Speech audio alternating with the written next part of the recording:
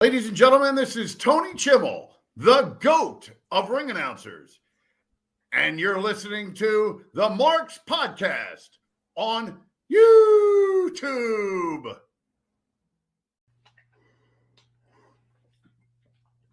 Hello.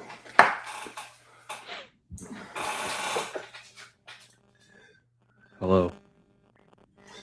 Grande Americano. This is Dr. Wagner's mask. Oh, okay. He will take our culture. He will rip us off. He will say how this was awesome, but he doesn't even take the time to learn the proper wrestler's masks. Hey, listen, okay? You're lucky I know who Rey Mysterio is. Yet a man from Austria, or was it Germany? I can't remember. Will come over here. He will then go down south, embody himself in the culture and the women, and become a true wrestling fan. I am the doctor that diagnosed him with the Hector virus. Please check the shop for the all new Hector virus t-shirts. If you had that in here, I would show them.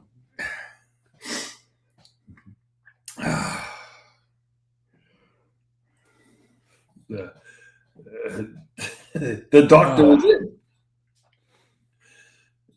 I had that mask on longer than I usually do.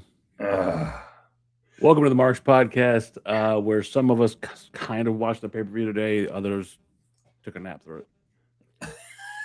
Which is not uncommon for some people. That shit is awful. No, just for some people take naps in the middle of the day. Some of us who it's are fucking boring, Gerard. The match is younger than others. It's always the young guys who need to take the naps, though. But Gerard, it has nothing to do. Okay, if you had to go to work and they sent you to go up into a meeting or whatever, and it was the most boring motherfucker in the world sitting there on stage saying, "Today we're going to talk about TPS reports and proper protocol," and that's what WWE has become for me. Like I say, the crowd today at least made it better than other pay-per-views. But a crowd cannot make an entire program. No, but the crowd reaction does make it better. Okay? In what way? Like last night's crowd made that. Oh, so let's talk about that first before anything else. Last night we had a mascara. We had the match between El Grande Americano and the original El Grande Americano. What a fucking match!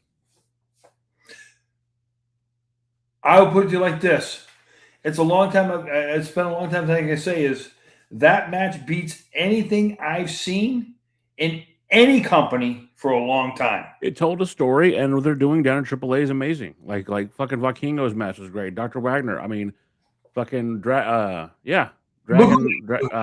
Look who they got to work the girl position. Who? Oh, Taker. Taker's doing an excellent job. But all it shows is that it can be done, and they have the capabilities to do it. They just have fucking producers and shit fucking writers. But when you let a guy who's been a multi-time champion, arguably the greatest gimmick in wrestling history, running your fucking book, then you can do an amazing job. Let me ask you this. And take this for what it is. Is it because he learned? And don't bring that motherfucker into this. Oh, no.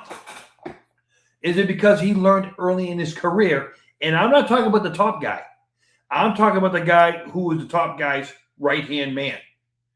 Because as much as... But this is not about... Look, I'm not trying to go back to Patterson. I'm not trying to go back... What I'm saying is because Taker learned a lot from him. Right, and that's good in his matches. But this has to do with it's not just to do with the book. It has to do with the style in the ring. Ludwig Kaiser is a damn good wrestler. Chad Gable is such an underrated wrestler. He was an Olympic fucking athlete. And my question is, though, is not so much because we both agreed before The guys today might be more athletic, but the guys of yesterday told a better story in the ring. 100%. I absolutely agree with you there. And that's what I'm going to. Your last night's match was a guys of yesterday story with athletic guys in the ring. Listen, I'm going to say this. I'm not just saying that the matches are bad now. I'm not just saying that the wrestling is bad now. I'm saying the overall package is shit. But last night, they showed that they could do it, and they could be very successful at it. And here's why. I'm going to just break this down. If you had never seen AAA ever before in your life, the package they put together about El Grande Americano versus the original El Grande Americano. The comic book was... Finish what you were about to say. The comic book was amazing. Okay. So the way they did that production of this is real blood. The history of, like, they were showing the history of how guys had lost their masks in the beginning. And they put it all together in the same fucking little package. And they put it out there. Like, this is blood. This is, you did this to my girlfriend. You did this to Pimpinella. You did this to this person. You know, when they were talking about how the new El Grande Americano had taken Mexico by storm, and all of a sudden, hola, and that was hilarious. They showed fucking Chad Gable sitting in the chair going, hola, like he was, he's there to fuck it all up. You know that. And then everything he did with his girlfriend, everything on the terror that Chad Gable has been up to this point, showing up at the Royal Rumble, everything. For them to finally get in that match, and within the first 5 seconds, he grabs the mariachi's guitar and busts him in the head with it. Oh. And it's like that. From that, it did not stop because you had two athletes who could tell a story beautifully. And the level that Ludwig Kaiser has gone through to win over the Mexican fans. That quote that he stated, "You don't have to be born in Mexico to be a Mexican." And the way he's learning the culture, it's doing this. He went through everything he's done to win those fans over. And he's not lazy. Contrary to anybody saying anything else, Ludwig Kaiser is not a lazy man. He went over there. He knows the culture. He not since the old wrestlers of Mexico like Blue Demon, Santos, all these guys that wrestled before him that would literally treat the mask like it was his second skin. Did you see whose name they used yesterday? Who? Mil Mascara or something like that? Mil Mascaras? Yes. Yes. So by using his name and equating that with him and stuff like that. Well, see, that's the thing. Mil Mascaras may have been a fucking piece of shit asshole, but he was not fucking his son. I'm sorry, he was not his nephew. Alberto is a piece of shit. There's no way around that. And Alberto was his nephew. Like Alberto's father was Dos Caras. That was, yeah. He's calling you out, Dan. You know what I mean, Leland. Also, the real El Grande Americano, like he wears that mask like they did back in the day. Like he treats it. If you, I don't know if you ever knew about this, Gerard, but in Mexico, there was the king of luchador of all time, the greatest of all time was named El Santo, the Saint. He would wear that mask and do movie roles. They had El Santo versus the werewolf, El Santo versus Dracula. They did all these like crap. They were cheesy fucking movies, but people take it seriously because he was Santo. The mask, the silver mask that I have, y'all seeing here on video, is the Santo mask. Rey Mysterio said it best last night. He has never experienced something like he experienced last night, and I believe him. Where Rey Mysterio has been the face of Lucha Libre, El Santo was before him. No one could ever take the place of El Santo until Rey came along, and then Rey made it mainstream.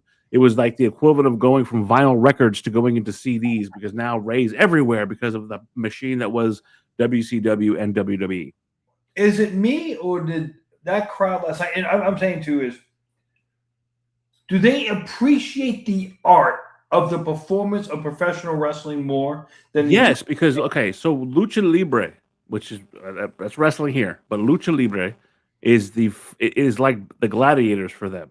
They were in Italy today, right? That's like Spartacus for them in Mexico. Lucha Libre is the ultimate. You're talking about a country that's relatively poor, right? And then the country that cartels have taken over everything. It's not always a happy place. Let's just say it like that. So much like I get it more than most people, their escape in life is lucha libre. Like you go there, you know, it's like whenever you go to Dallas to see the Sportatorium, that's like that, but for the whole country.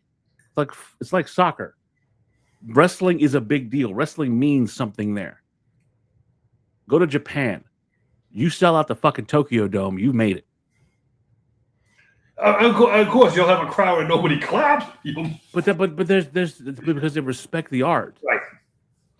And I know that we can joke about it, and I know that you will crack jokes and shit. But that's what I miss about old wrestling. That's why when I talk shit about the way things are, go back to some of those old fucking NWA fucking tapings with the Boogeyman. Go back with Tully Blanchard. Go back with fucking those guys that they look like your fucking neighbor, but they'll kick your ass.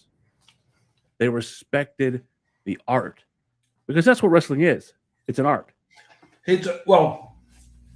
Let's really call it what it is. Okay, it's the ultimate work.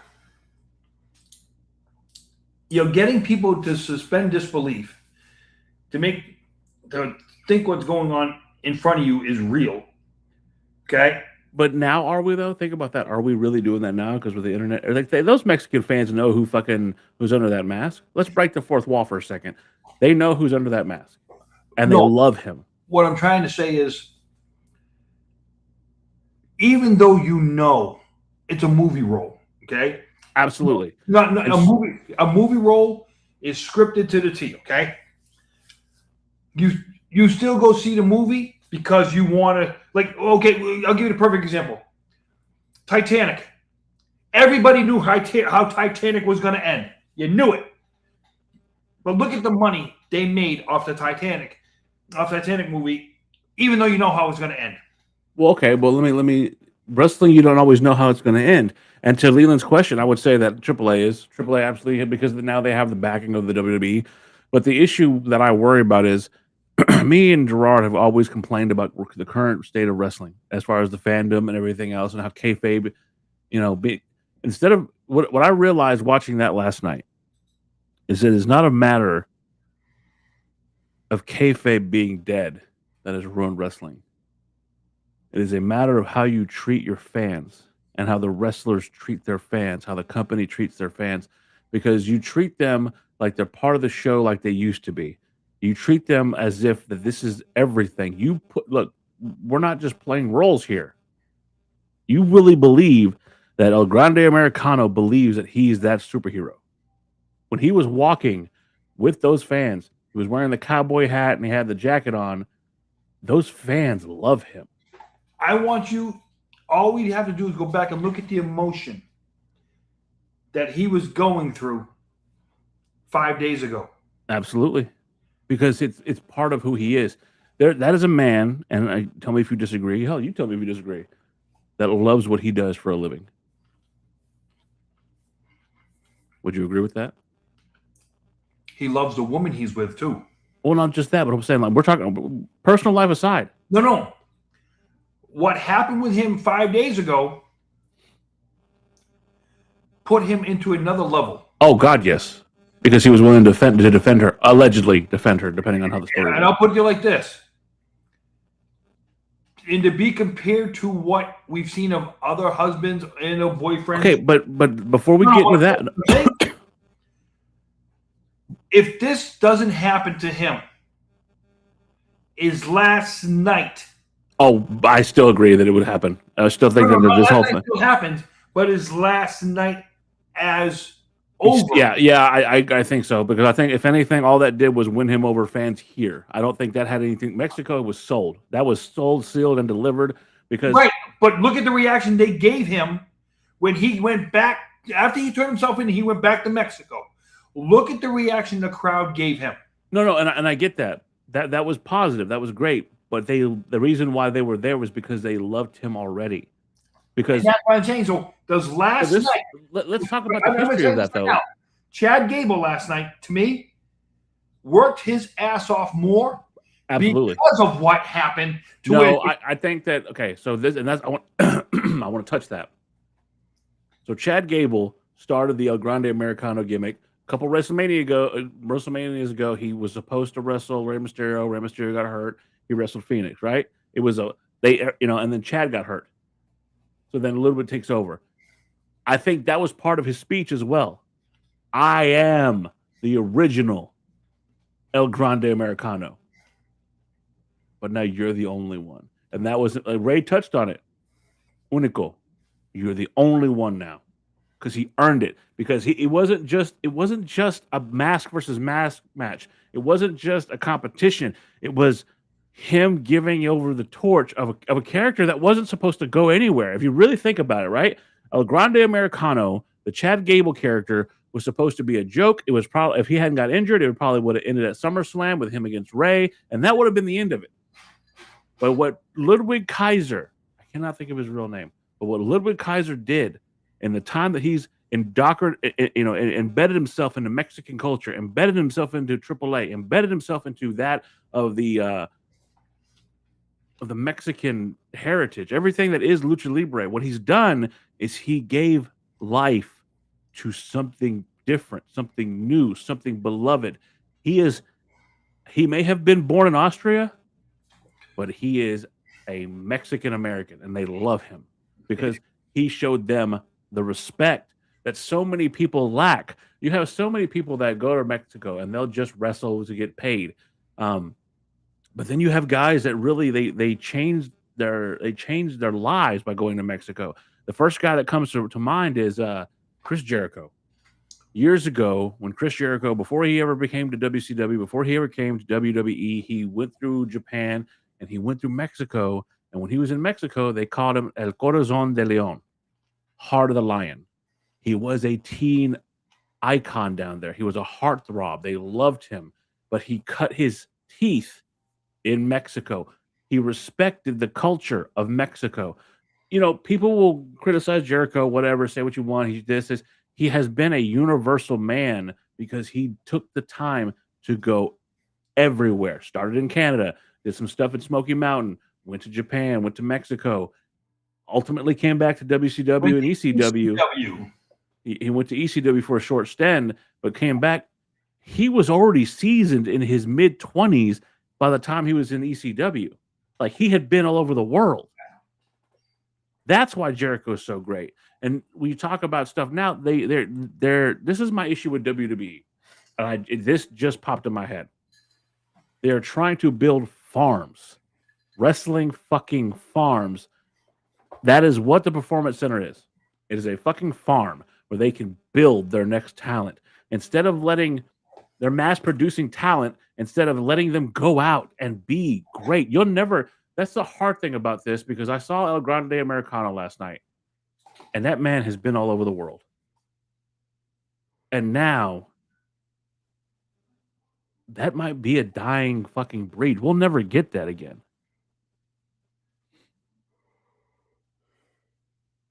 Someone on this show.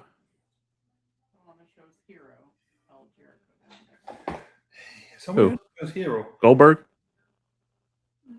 Oh, you mean Russo? Your guy Russo? Who are we talking about? Russo is not my hero.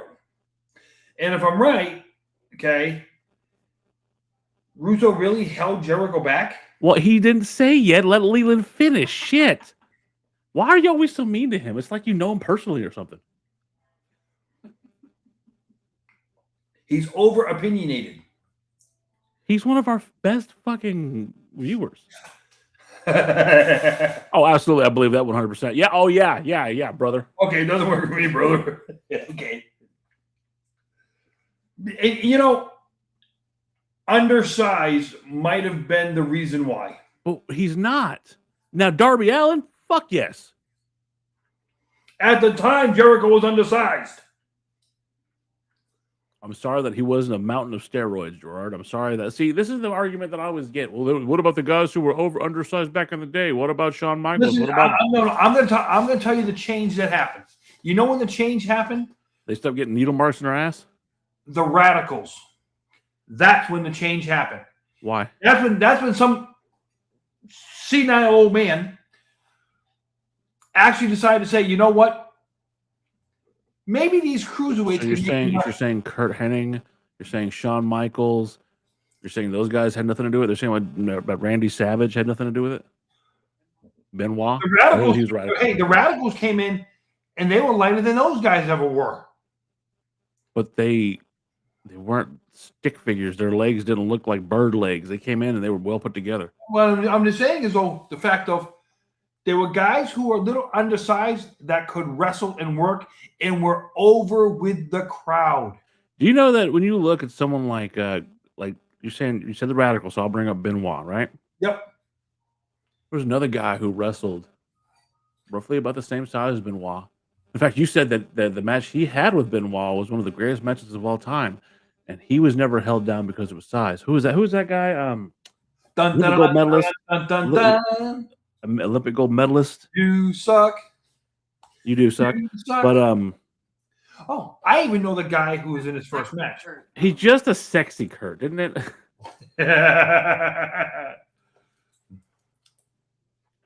The guy in that group that didn't work was the biggest guy in the group. Oh, you mean the guy that can be looking across the ring at you and looking at the look? I still think Perry Saturn can kick your ass, so I'd watch it. He's from up there. Oh, so from his wheelchair, right? He's not in a wheelchair.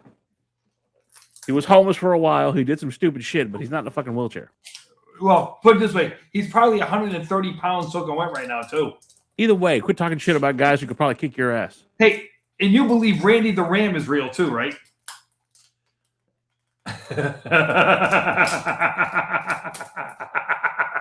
What's the matter? I think he's hilarious because that's his fucking movie icon. He loves him some fucking what's his name? Whiplash and fucking Iron Man.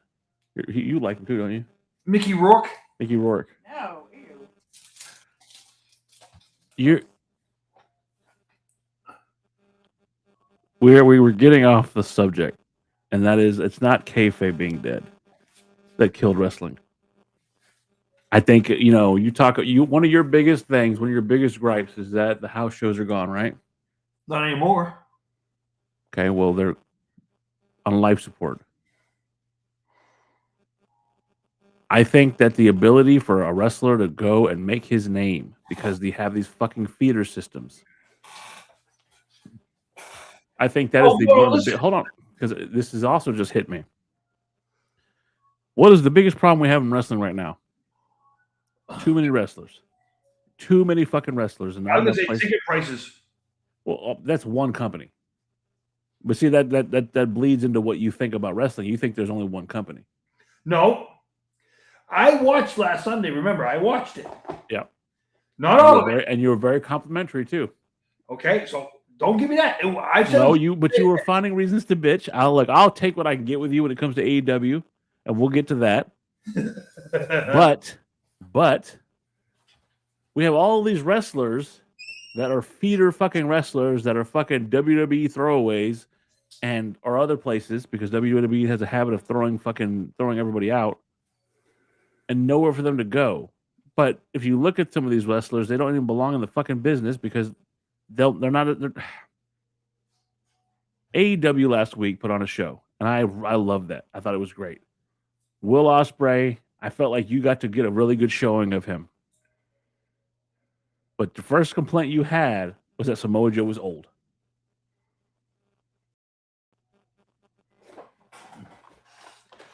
Because it's for a pay-per-view.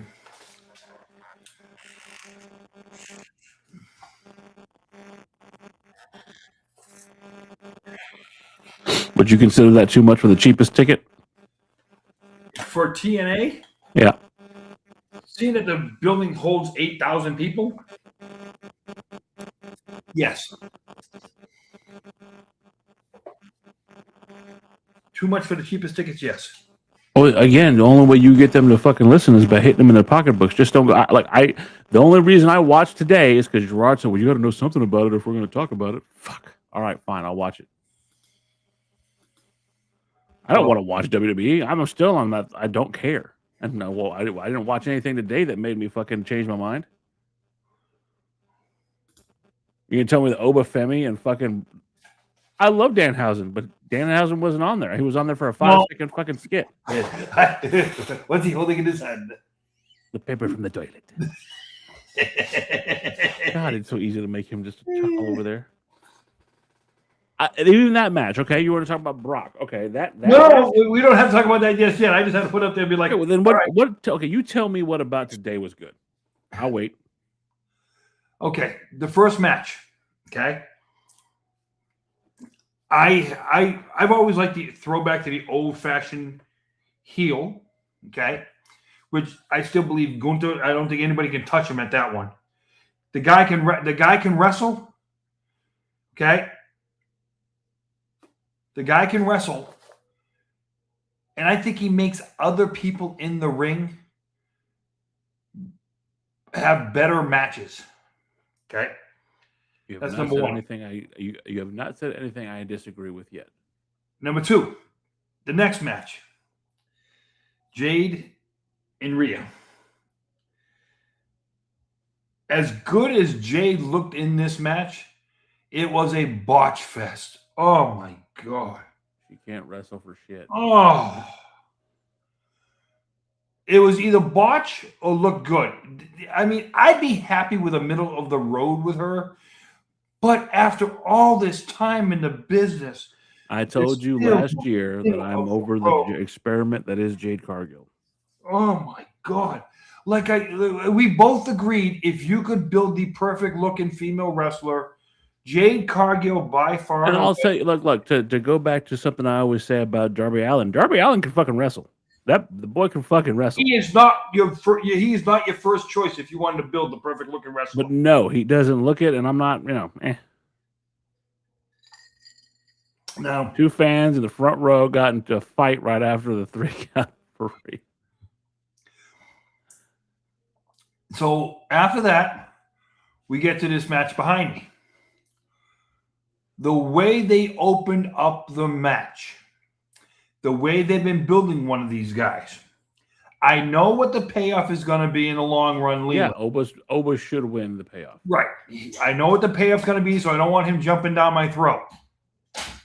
But to get to that payoff, did they need to do what they do today and redo another Goldberg and freaking Brock? No. They could have done that match in a different kind of way. They didn't need to do all that, but they went there. And that's what my worry was when I... No, they did it how they needed to do it. I'm not arguing that. I'm not, but you've seen this so many rinse, wash. Yes, and so here's the thing. You and I watched AEW last week. I'm just going to do a comparison. Okay. We watched MJ. Well, you did. You fell asleep. MJF versus Darby Allin. They beat the shit out of each other.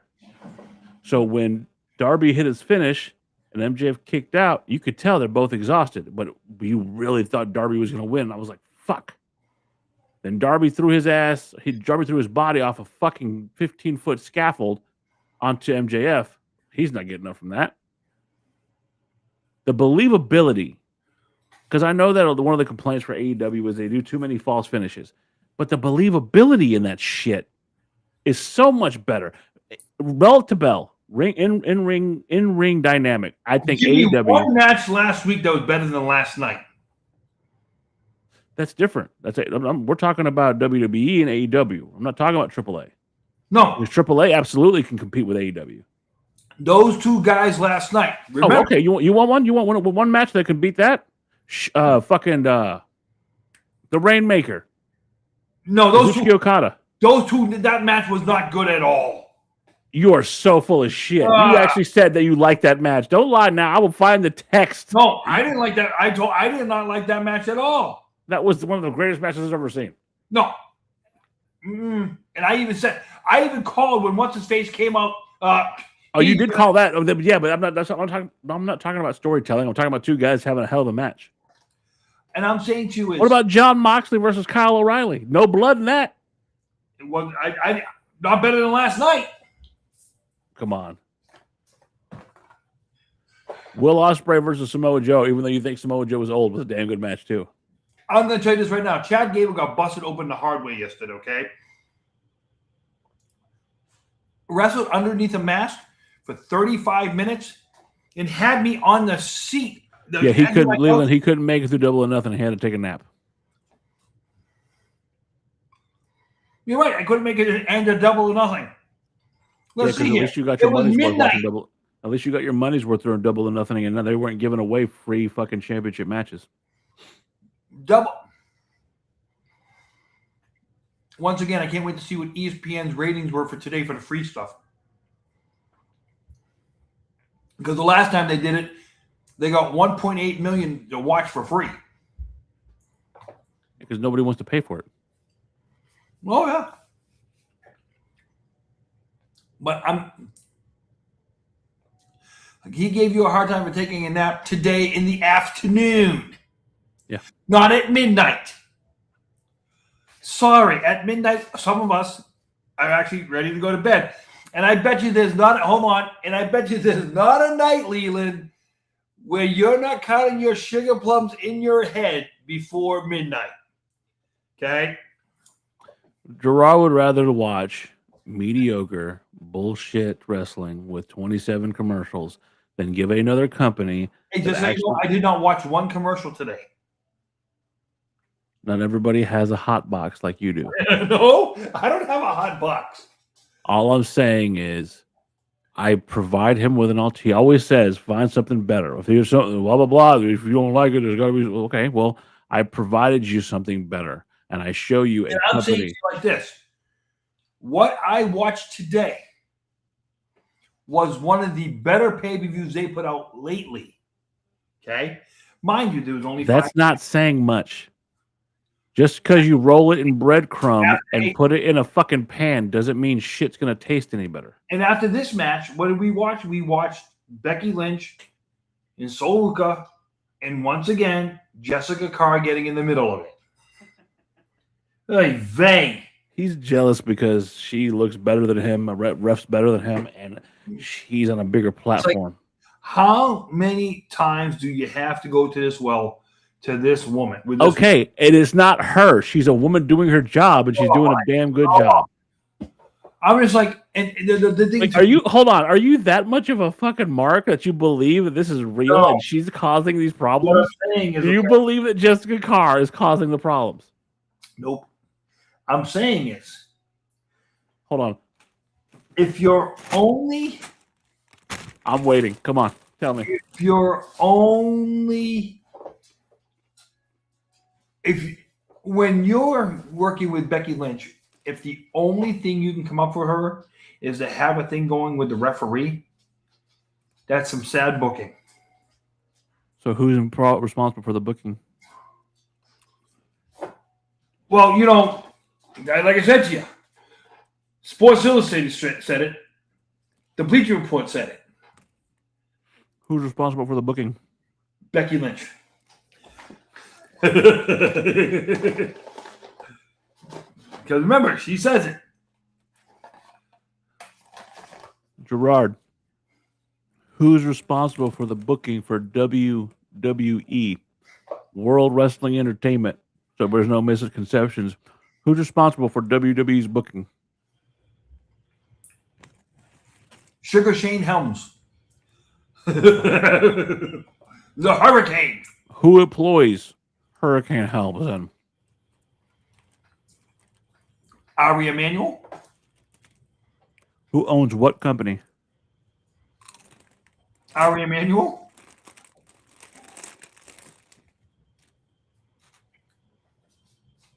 Nick Khan. Oh, keep on. Let's see here. Oh, Michael Hayes. WWE is responsible for WWE. Yep. And so if you don't like WWE's booking, maybe you should blame WWE instead of blaming the employee named Jessica Carr, who's simply doing her job. And mind I say, looking great, doing her job. And is super athletic. You saw her jump out. She has more athleticism than fucking Becky jumping out of that fucking ring as fast as she did. Oh. Hey, but who's jumping? Hey, just so you know, because you've been there, jumping out of the ring quickly is not hard to do. Jumping into the ring quickly is extremely hard to do. So the fact that she did both of those things with ease. Her getting in took a little longer than her getting out. Oh God, you couldn't do it. I don't want to hear it. Shit, you couldn't do it. Like I said, I can jump out very quickly. Jumping out quickly is not hard to do at all. AEW, absolutely, Leland. And this is not a split tongue fucking comment. AEW is responsible for AEW's booking, but on the short things, I do enjoy AEW's booking. Like, I love the Will Ospreay fucking Death Rider shit. I love the interactions that he's having with fucking Will Ospreay. I really am looking forward to what I believe is going to be him against Swerve in the Owen. I love what they're doing. Look, let me correct that. If they go the route I think they are with Athena, I think that's going to be amazing. I love what they're doing with Edge and Cope. With Cope and Christian. I think that this is the best run of Christian's fucking career. Exactly. Yeah, for real. Gerard will blame Tony Khan for everything, but WWE is the wrestlers. Nope. You just blame Jessica Khan. Okay, no, it's the referees, Leland. He'll blame the referees for everything. Then who is it, Gerard? Because you just sat there giving me a bunch of bullshit saying, well, she's a referee and she shouldn't be so involved. That's her job. Like this, okay? How many, and I can say it like this. For years, people blamed one guy for the booking in WWE. For years. He's the booker. Mr. Booker Man. Now it's come to light, though. WWE has turned into the Boston Red Sox, where the owner, John Henry, no longer wants to spend money, but he wants to take all the money in. Okay? WWE has become that to be a comparison to where they want to bring all the money right? But you'll defend him. Well, they want to bring all the money in with a cut down product, and they don't care about it no more. If they could pull it off, they would have Danhausen do every segment because he makes so much money. Oh my god! And Danhausen versus Danhausen. Danhausen versus a cutout of Danhausen. Danhausen versus a blimp. Hey, did you see this? Did you see this thing they cut for the Scary Movie? Yes. What's going on, Sloppy? Is that supposed to be rinse, wash, repeat? No, they're not sold out for every game.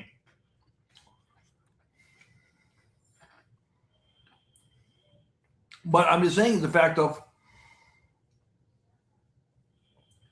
they need to go back to basics. Yeah, okay. Exactly. You fired basics. You gutted basics. You put prime drink on the fucking face of basics. Oh, you put Riyadh season everywhere you can. Oh man, we're gonna be without him until minimum SummerSlam. Okay. Look, I don't know what the argument is, but my Latino brother from another mother is correctamundo. Thank you, Sloppy. Hey, Sloppy, you missed us talking about AAA last night, okay? Well, I don't know if Sloppy watches AAA, but if you do, fucking, it was beautiful. But that's, again, going back to that, same company owns fucking AAA. And how are they able to do such a great job there? Because they don't fuck with it. They let them do their own thing. That is, AAA has become the new gold and black NXT because they can go back there, they can do whatever the fuck they want, and no one's gonna fuck with them. They're just gonna make their little money over here. And okay, here's your tidings, fucking WWE. Now fuck off and leave us alone because you don't understand how to book the Mexican market. But we got it. We'll take care of it. We'll just funnel that money to you because you can't fucking make a deal to save your life. That's for you.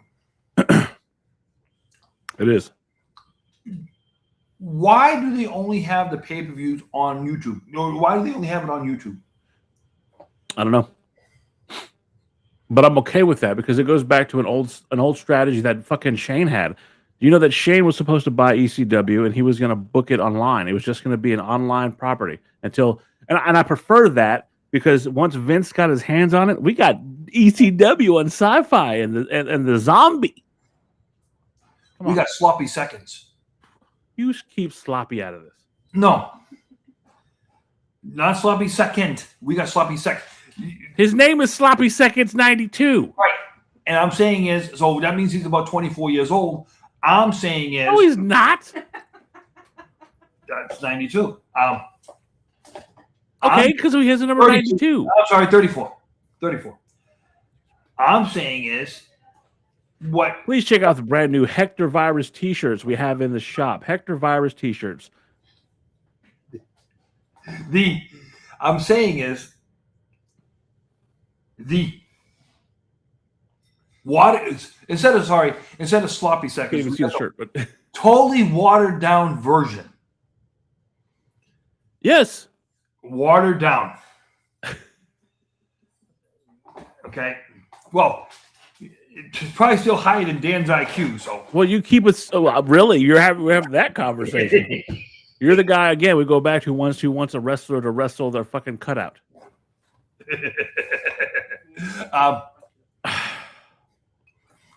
What I'm saying is, like, we have a AAA who puts on an amazing show, right? That was amazing. It was beautiful, well done. You felt the audience was so excited, and then we transfer over to this, and it was shit.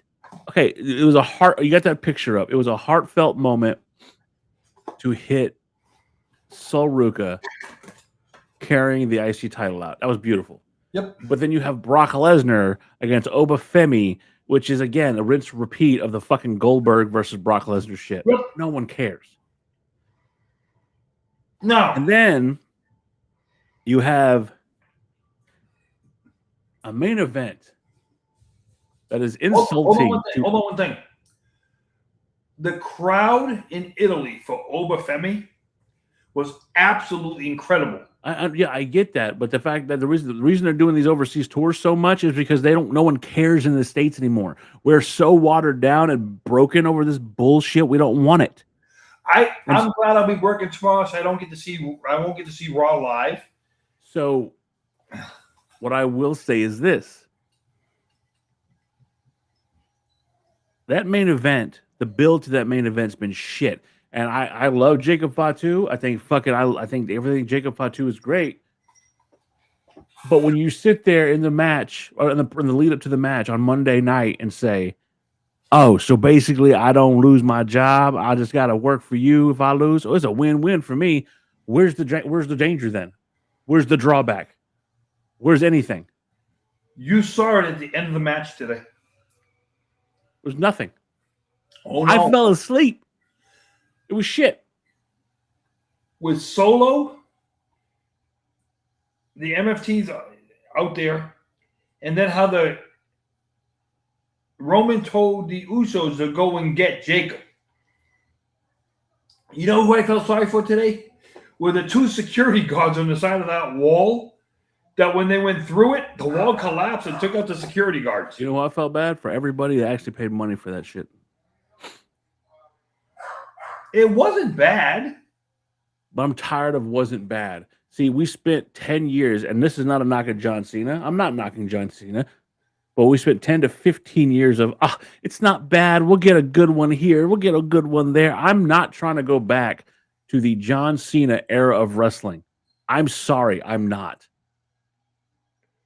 And that's what WWE does. I want what I see in AEW on a bigger stage. I want what I see in AAA on a bigger stage. Well, one of the things you just said about that is Dan, and I can say that for one night, if you want a best match for one night, yes, turn your TV on to AEW. You'll get your best match for one night. Very easy booking to get the best match for one night. Whoa. No. MJF is killing it.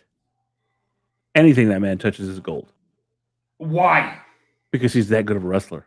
No, because he has nobody else in that company that can compete with him. Bullshit. He did it with Kenny Omega. He did it with John Moxley. He's done it with fucking Darby Allin. Darby Allin can wrestle. I don't like Darby Allin, but that was a good match. He did it with Hangman Adam Page. On the mic, there's not a guy in that company. In the ring, MJF smokes everybody. Even your guys in WWE. He's not a guy. MJF is a mid-carder for wrestling. You're so full of shit. MJF would destroy What puts him over is his talking, a la The Rock, a la the Austin, a la Ric Flair. So you tell me someone in WWE that can do anything that MJF's doing. You give me one person. Talking on the mic? Yeah. And then mediocre in the ring?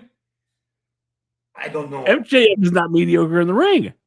Yes, he is. Jeez. Okay, find me one person that can beat MJF on the mic. Well, I'll give you that. Let's do that. Like I just said to you. Who? On the mic right now? Yeah. I don't know if there's a guy in the business right now on the mic. So find me one guy that MJF can't have an amazing match with, because every one of his matches has been fucking. I mean, I'm just saying to you like this: don't go put him in the same category as the Flairs, the Bret Harts, the Mr. Perfects. I'm talking about that. That's a bygone era. It's gone. I'm talking about your current product right now. Your WWE right now. You tell me someone who's better. I'm not comparing him to the Bret Harts. I'm not comparing him to the Flairs. I'm not comparing him to the Hogans. I'm comparing him to the trash you have now. I'll put you like this right now. I would love to see MJF against Gunther. Why? Because I think Gunther would whap the shit out of him.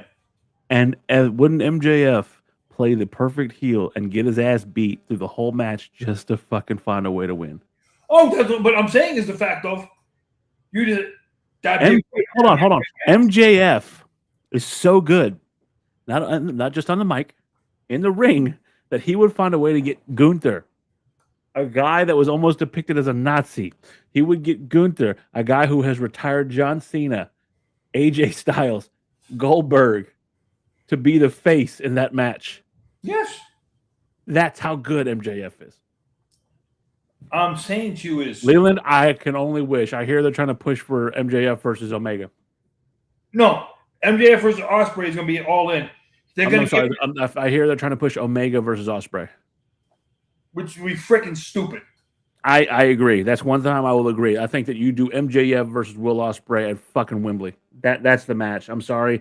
Look, I love Kenny Omega, but I think it's got to be MJF versus Will Ospreay. There's not a better heel in all of professional wrestling than Big Hebrew. Big Hebrew will fucking that just a shit talking. Here's my problem with that. Where does it go? I mean, it's 4 months away. Yeah, I know, and that's a problem because they're gonna hot shot the title. I think Kenny's gonna get it. He would get that over too. MJF would get that shit over too. He married his wife, Tits McGee. I mean, this motherfucker doesn't give a shit. I'll put it like this, okay? And I will say this. I think Rhea would carry that match. We're not even going to talk about that. We're not going to go there. We're not going to do it. Hey, I will say I was very happy to see the Milan Miracle today.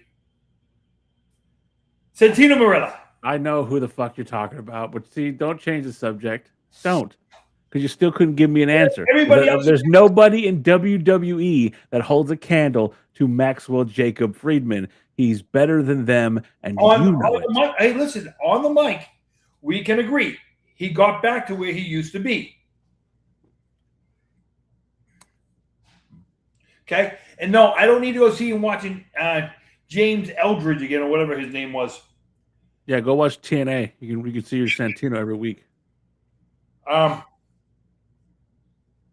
I'm just saying the fact of... Find me anything in WWE right now that's more compelling than AEW.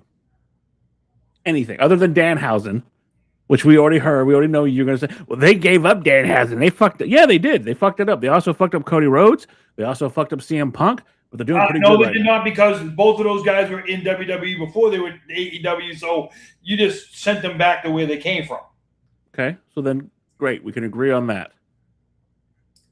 Sending guys back to where they came from is never – it's one of those things where the guys thought the grass was greener on the other side of the street, and then they got there and realized – I have a theory, and I could be wrong, and I'll be happy to admit if I'm wrong if someone can give me an answer to this. I think that people like Cody legitimately wanted to do the right thing with AEW, and they did. I think he was disrespected and left. I think that CM Punk legitimately wanted to succeed in AEW and do good things there. It didn't work out. Great. But there are guys that go to AEW because they see this is a way to elevate myself and go back. I said some. I didn't say all of them. They go there for one reason only. They get paid stupid amount of money to go there. Okay? They know they don't have to work their asses off. I beg to differ. She said it herself. Andrade, he works his ass off. Huh? Andrade, El Idolo, he works his ass off in AEW. I'm saying to you, they get paid stupid amount of money. They don't really have to work their ass off. Did you watch that interview with MJF? The one I sent you with Ariel Helwani? Did you watch that? You didn't send me no interview. Did I not? Okay, well, I need you to watch that because he straight up said it himself. They are full of a company. They're a company now of people who want to put on the best matches possible, and that the dead weight that was only there to make $1 are gone. Everybody in that locker room are there because they want to make. Did you hear what you just said? They want to put on the best matches possible. Yeah. And for fans like you could care less about the storyline. But the storyline's good. All you could care is let me get my one night best match possible. But they're all good. They do shit for ratings and Dynamite. That's why they do shit for ratings. They're doing amazing right now. They're doing better and better because why? People are doing this. Oh, WWE, let me change the channel. You can't change the channel on Monday nights because there's nothing else on Monday nights. Then they're not going to watch fucking Netflix anymore. They're not going to watch fucking A. They're not because the ratings are down. They're not going to watch fucking. Nobody wants to watch WWE anymore. There you go, Gerard. There you go. Hey, wait a minute. Hold on. Giving out a voluntary payout. Voluntary. Yeah. I'm gonna cut your pay in half. What do they do that to you, Gerard? They're gonna come to you. You know, you've worked for us for this long, but we're gonna make some changes. We're gonna start paying you. You worked for a company for 30 years. They say, congratulations. A computer just took your job. Yeah, and that's basically the bullshit that's going on in your company. Well, hard times, bro. Hard times. Hard times, daddy. Hard times. When you get a kick in the ass, a watch, and they say a computer just took your job, baby. That's what you want. You want corporate America. You want Subway. Well, you know what? I like the way my wife makes my sandwiches. No. Okay, first of all, I can't stand Subway because you've seen the way I eat. Quiznos. Fuck, I don't know. You want the mom and pop shops out there to become fucking Subway. That's what you want. I want the mom and pop prices, but I want the biggest plate of food. What you get at the mom and pop shop. So you get a show at AEW that's 5 to 6 hours long. You get matches out the ass, quality matches. Whoa. And here's the part that you got to understand. I don't need 5 to 6 hours. I'm exaggerating.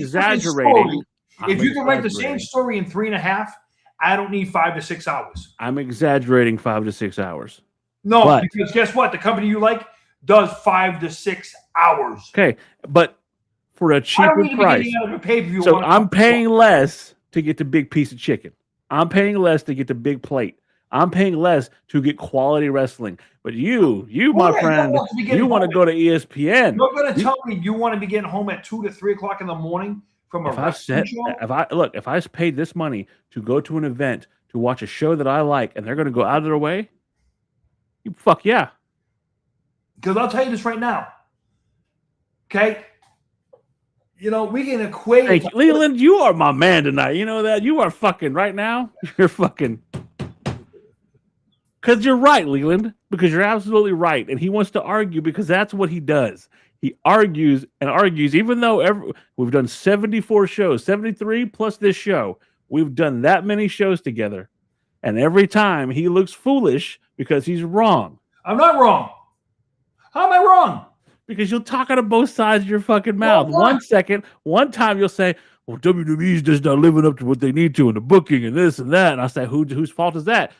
It's Jessica Carr's. It's all Jessica Carr's fault. Jessica Carr, that bitch, she needs to be out of fucking WWE. The referee has nothing to do with booking the matches. But you blamed her for jumping out of the fucking... I'm out. In WWE, the referee has nothing to do with booking matches. No, don't change the subject. Because see, now what you're going to do is a simple Gerard play. I've got you down. I could write a book on how Gerard deflects. Because then he'll go, no, WWE's referee, but AEW sure has that one chick for Aubrey Edwards. No, we're not talking about that. We're talking about the fact that you will sit there and defend these fuckers, and you're wrong. Wait a minute. I got to get my lawyers involved. Exactly. Because you're wrong, and you get proven wrong, and I've done it for 74 3.5 episodes, I have proven you wrong that AEW is where it's at. AEW's wrestling is better. Whoa! Trips, can you please replay some of the earlier episodes to where he was slamming the shit out of AEW, how he doesn't watch them anymore because the product just sucks? No, it was not because the product sucked. Why did I stop watching AEW? Why? Because as much as I don't like the man, you and I would not be sitting here if it wasn't for Terry Bollea. You and I would not be sitting here talking about wrestling and have the privilege to do what we do on Sunday nights or Saturdays if it wasn't for the legendary Hulk Hogan and the way they treated that and they just pissed it down the shitter. I did not agree with that. You know, which is funny to me, to where you praise them for honoring a dead guy who, I'm sorry. You're going to jump in on this, right? Please just tell me, because they're going to talk about, he's about to talk about Owen. Go on. No, I want to hear. Go on. Go dig your hole deeper, Gerard. Dig it. Come on. I'll give you the shovel. No, who never wrestled a day in the company. Okay. Wife, if I were to someday pass away, if I were to someday die because of the faults of the company I worked for, they were negligent, and say another company very much appreciated what I had done for them, the effort, and my family's legacy, what would you do? Because we literally just had this conversation. Hold on, no. You've had your chance. You're talking about 20 years. I'm going to shut this off real quick. 20 years after the fact, though. It doesn't matter. When you kill somebody, you lose the right to profit off their name, and you're not required as the remaining family to promote it. But his legacy deserves to live on, but WWE doesn't get to benefit it from we're the ones who brought about his demise. Well, it's so black and white. Right, but if he pulled the cord on accident too early, like he did, he didn't want to be up there, Gerard. That I would have to hear that, or something in writing to where he never wanted to be up there. So he wanted him to dig him up and put a pen in his skeleton hand and say, "Here, Gerard, I didn't want to fucking be up there." After his wife said it, fucking Jeff Jarrett said it, his best friend at the time, Jeff Jarrett, said it. Everybody said. Vince Russo even said, "Well, he wasn't really feeling it. We had to convince him to do it." They don't have the right to use his name. And again, Martha wants to let AEW use it so that future talent can be discovered. Money hungry. Two things can be true. She can be money hungry, and the legacy has the right to live on. Yeah. It doesn't. It's fine. Even the guy she's protecting his legacy from those who brought about his demise. They shouldn't get to benefit from his death. And again, Leyland's right. They put the great fucking Muda in the WWE Hall of Fame, and Muda has never, to my knowledge, ever wrestled for fucking WWE. Vern Gagne, who was Vince's enemy, who fucking Vern Gagne wanted to hire a hitman to take out Vince McMahon, is in the WWE Hall of Fame because they're pieces of shit. That's what they do. So don't talk out of both sides of your mouth and tell me it's okay for your precious WWE to do shit like that. But a man's wife can't tell another company, "You know what? I like what y'all are doing. Could you please honor my husband?" Well, here's my question for you. Okay? Okay, go ahead. She has this, they're about to start this Owen Hart tournament all over again, okay? It's an annual Owen Hart Cup. So hey, let me ask you a question. The one thing that's always gotten to me is she married him, right? Yeah. How many brothers and sisters did he have? 10?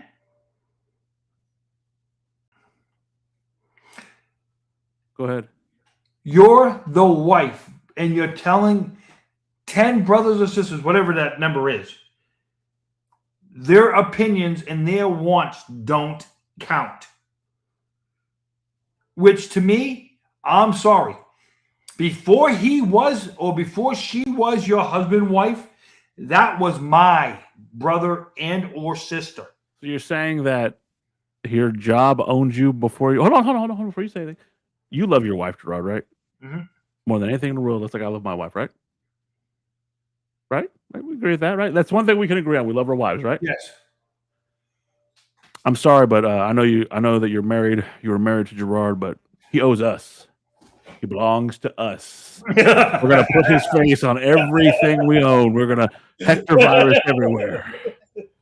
You can go fuck yourself because he belongs to us, lady. I don't give a fuck. You can keep your dog. You can keep little man. Hey, But go fuck yourself. We want his face on every truck. Hey, Sloppy, just so that you know. Okay? And Dan knows this. To me, the anonymous people are not anonymous. Sloppy, he actually worked for the company during this alleged time. So he knows. Yeah, I'm just going to leave it at that. There are lawyers and there's things we cannot say. Yes. I am bound. There are little letters called NDAs involved in this. Yeah. Oh damn! Well, you got to watch the show. if you watch some of our earlier shows, we talk a lot about this and stuff like that. So that's how Gerard and I kind of met because of some bullshit. So I know all about that situation, Sloppy. Hey, you know what, Sloppy? I'm glad you brought it up and stuff like that. Oh no, he'll talk about certain things, Sloppy, but there are parts of that he can't say things about. No, Sloppy, I can let you know this. And so, if it wasn't for a I do. Show, Leland, I know. He told me.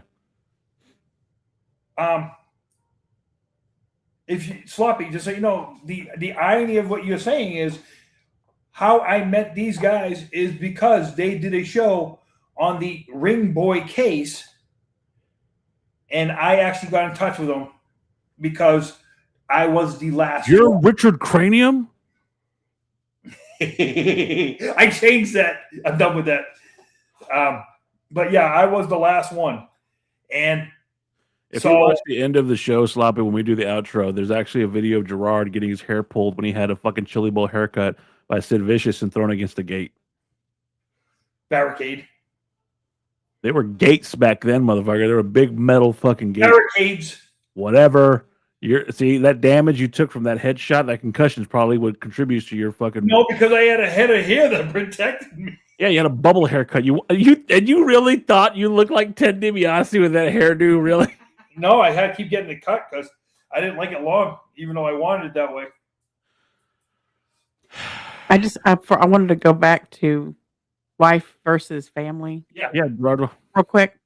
So, due to personal experience, I can tell you that in the eyes of the law, even it doesn't matter blood relation versus marriage, because you can get married, have children, divorce, remarry, and that remarried individual comes before your own bloodline children who predate the marriage. So she can do whatever she wants. It doesn't matter his brothers or sisters. Martha has the right to his image, to his legacy, and all of it. The eye of the law says.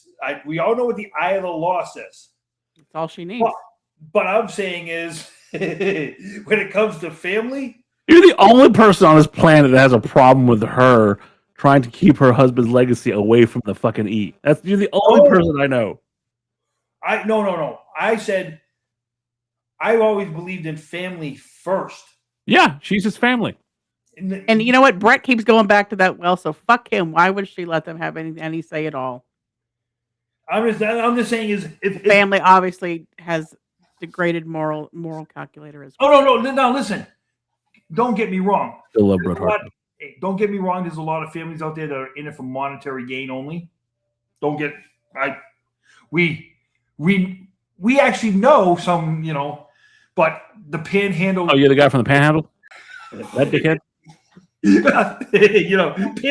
Panhandle be damned. What I mean is Brett hasn't been done with WWE since Owen passed. So to say the family should have a say, Brett keeps going back to the well. So Martha should be able to do whatever the fuck she wants. Because the family doesn't. Listen. I look at it like this. Sometimes that guy in and of himself is a how do you put it there? Hypocrite. I'm tired of you talking about Freddie, Tito, and Latoya. All right, I'm sick and tired of you talking about this family. They did enough, man. Joe Jackson was so hateful, and he did horrible things. Leave Freddie, Tito, and Latoya alone. Jermaine, stop teasing. Stop fucking with Jermaine. Leave all the Jacksons alone. Why do you keep it? I mean, the Hearts. I mean, yeah, Bruce and Jim, Hey, Bob, fucking listen. go. I still take Janet. You know, Janet. It's like, where did Janet fall in there? What the fuck is wrong with you? Hey, listen. We're talking serious shit. This motherfucker goes, I'd still fuck Janet Jackson. No, I'm just saying. I'd still take her. I'd still take her. So not only that, but now we're talking about physical violence towards a woman coming from Gerard Millette. Physical violence. Hey, wait a minute. I don't get physical. I'll take her, really? I don't get physical. I just get upset. But I get upset. And then he goes into the Rodney Dangerfield. No respect. Exactly. I get no respect, I'll tell you. But, you know, with what I watched today and stuff like that, they didn't go backwards today, but they didn't go forward. It stayed in the middle. The worst part about it was this: where the hell are they going to go with this thing with the bloodline? It is getting so dull. That is the WWE MO. Bleed a fucking rock dry till there's nothing left. They will bleed it till it's a stump and there's just nothing left. Roman is a cool character. I'd love to see Roman take on some of the guys on Raw that he hasn't faced. I'd love to see Roman against Braun Breaker. What about that? What about Roman against Logan Paul again? What a match they had. What about... You can't have Logan Paul. Why? Well, he's injured. But what I'm saying is like... He tore his tricep. So I said... I understand. I'm saying in general. What about fucking Roman against Javon Evans? Roman against Penta? Oh, God. There's opportunities here. No, I think they were better. I think they're better than the NWO. I'm sorry. Like early NWO, great. I think the Bloodline is a far better fucking creation, and they've showed it. They had the longevity, but WWE is going to bleed it dry and do the same shit they did on SmackDown on Raw now, and it's just not going to work. I hope it does for Solo Sikoa's sake, because I do like Solo. All bullshit aside, I like Solo Sikoa. I think he's funny as shit. I just... What? You crazy. What's he talking about? I think he's talking about Rock versus Roman. Oh. And I don't want to see that either. I'm tired of seeing The Rock everywhere I go. Speaking of that, I'm glad you brought it up. I can't even play fucking Fortnite without The Rock's face plastered all over my shit. I'm glad you brought it up, because did you hear how bad he got booed? No one likes The Rock. Okay, and it's not anybody's fault but his own. After the Hawaii scandal, after the money shit in WWE where he's getting paid buku money, he doesn't show up to 50% of the fucking meetings. He's over there with Ari Emanuel, the shit they tried to pull on Cody at the time when Cody was a fucking beloved character. Nobody wants The Rock. Nobody wants Hollywood, the final boss Rock. Nobody wants regular good face Rock. Nobody wants the most electrifying man. They want him to go away. They just want him to go away. The fuck are you doing? No, no. What I'm saying is, he gets booed when Mick Foley mentions his name. Yes, and he mentioned his name in a positive way. Yeah, think about that. He is so out of touch right now with the crowd that he got booed. Yeah, when he got mentioned in a positive way. Okay. Are you surprised? I was surprised that a New York crowd booed him like that. It's the same way. Hold on. This is coming from you, the guy who boos New York crowds. I have a right. Because your guy's fucked up and got rid of the greatest fucking hitter of all time? First of all, the greatest hitter of all time is Ted Williams, but the Great Bambino. Ted Williams, I think, is still better than him. Okay. The greatest hitter that ever lived is Ted Williams. You see that? See what your boy does over there? He's knocking your Yankees. Well, we're 4-1 this century. That's all I care about. Okay.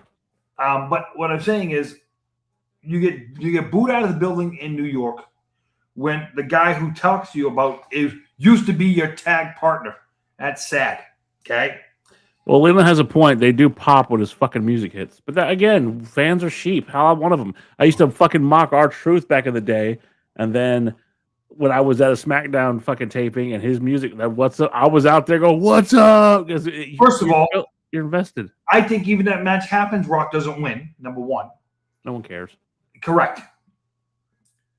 All that is a big payday for Saudi Arabia, which I don't think either one of us really care about. Okay. I don't think Rock would win, and if it is, it's for his own ego. I think it has anything to do with fucking I think I saw something where he made in the ballpark of like $30 million this year. That's what Ari Emanuel makes. Just from stock. I'm like, how is he making this kind of money from doing nothing? Okay. He's like a fucking stack of 15 pancakes every morning. And he's not on the juice. Oh, you're welcome. These, like I said, when we go into Mania, what the summer is going to be like, it's going to be brutal. And so far, it's living right up to expectations. There's SummerSlam right now. Tomorrow they're supposed to talk about starting the King of the Ring tournament. Who in your mind who could they put over King of the Ring? 2 letters, 1 name. LA Knight. Yeah. I think he's past his run. Well, Oba is also going to be in it too. I'll tell you who we didn't talk about was the actions of Omos last night. Omos is not coming back anytime soon. Omos is content to be the heater for fucking Volkingo. No, I'm just saying he looked good in his actions. Like, listen, it's like the War Raiders finally won the titles. Yep. When you look at and I look at it like you look at all the talent they have throughout the whole roster. I want them to stay the fuck away from WWE. I want AAA to have its own thing, be left alone. Fuck that. No. Through their whole roster, AAA, NXT, WWE, main roster, SmackDown, Raw. The amount of talent that's on all the rosters. Why do we have to have the same people thrown out? And listen, and I will say it like this, okay? The reason why I had her picture up, I'm glad somebody new, somebody younger got the opportunity. Okay? She's just like, no, well, hold on. That's not why you put it up there. You were talking about the entire. Hold on. Before the show started. Whoa. Hold on. Whoa. What? What she's been able to accomplish in a little over a year. I love that you're saying that now because before the show started, all you were talking about is product placement on her tits. No. I would never talk about that. Hey, listen.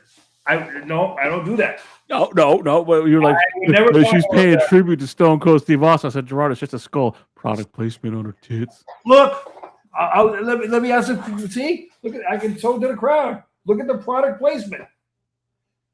That's a tribute to Austin. It's a skull. Yeah, it's just a skull. It has nothing to do with Steve Austin. And if she came out and said it was cool, but that's not necessarily what that is. We can look. See this fucker? You see them? You're welcome.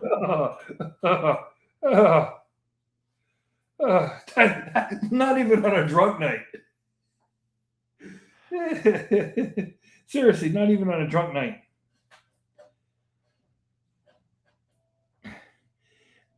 I don't believe it's laziness. I believe that the majority of the writers that are in the room are still from the Vince era. I don't think that's it. I think that these fuckers are going to make money regardless over themselves. And until people start doing what I have suggested, stop giving them fucking money. Stop paying for these ESPN subscriptions. Look, stop fucking watching it on Netflix. Yeah, you know what you're going to get. Look, the biggest mistake I ever made as a fan in the John Cena era is I kept watching.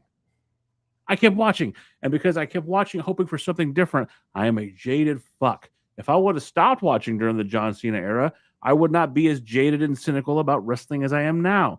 So I look at something that they actually listen to the crowd. They listen to what we want. They put on really good matches, whether you say it or not. A large demographic finds them to be good, and I'll watch AEW or I'll watch AAA. But I will not sit here and waste my time again watching WWE until it's something worth watching. Yeah. And if you can tell me in your heart of hearts, Gerard, that what you saw and what you've been seeing from WWE is good, we really might need to check you for the Hector virus. I'm not even kidding. We might need to fucking get a fucking CAT scan or something. I'm saying to you, okay, must-watch TV is not there anymore.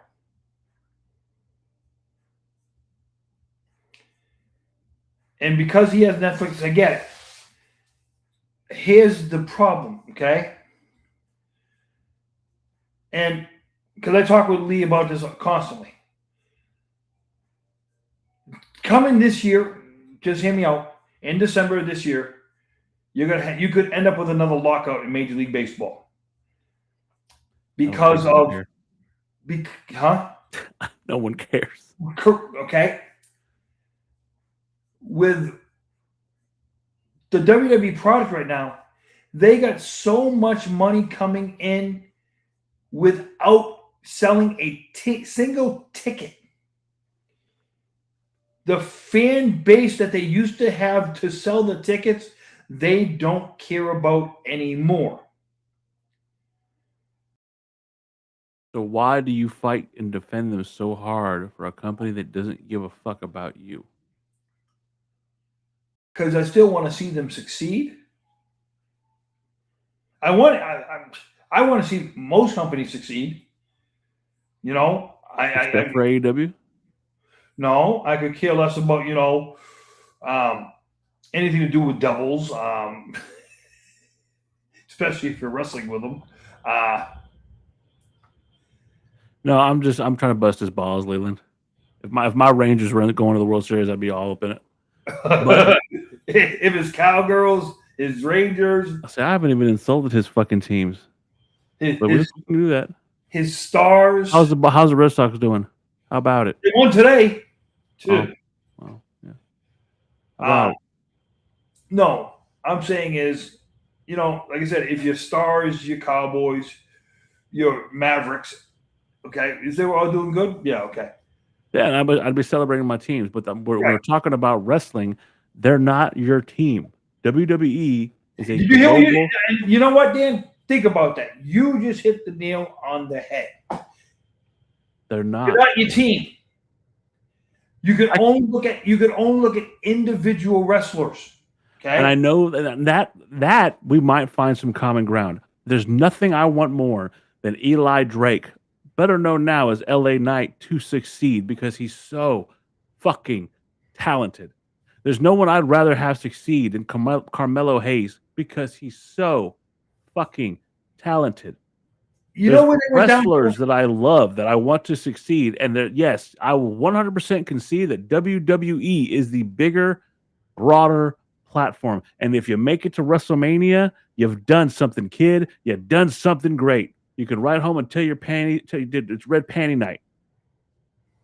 But at the end of the day, they're not your team. They don't give a fuck about you, me, and in my opinion, any of the wrestlers on that roster, unless it has to do with their bottom line. We've dealt with that. Her and I have dealt with that firsthand. If you attack their bottom line, you will get stomped out. But I am still here running my mouth about a company that's, in my opinion, unfair, does not take care of their wrestlers, does not pay them a lucrative wage, does not do right by them unless you're making them money. Today they do. They do. They still have the UFC fucking model. Oh no, like they're owned by the same company as the UFC, and the UFC is making $30 million on a fucking show and giving their fucking fighters 3% of that. And you think that's fair? Any other sports league is giving them 50%. 3 to 15% goes to fucking wages for fighters, but 50 to 60 when it comes to baseball, basketball, and things of that nature. Well, these wrestlers, what is WWE without its wrestlers? I'll tell you what they are. Remember that show that Vince did with an empty arena? So what is it? It's an empty arena show. Okay. And who wants to watch that?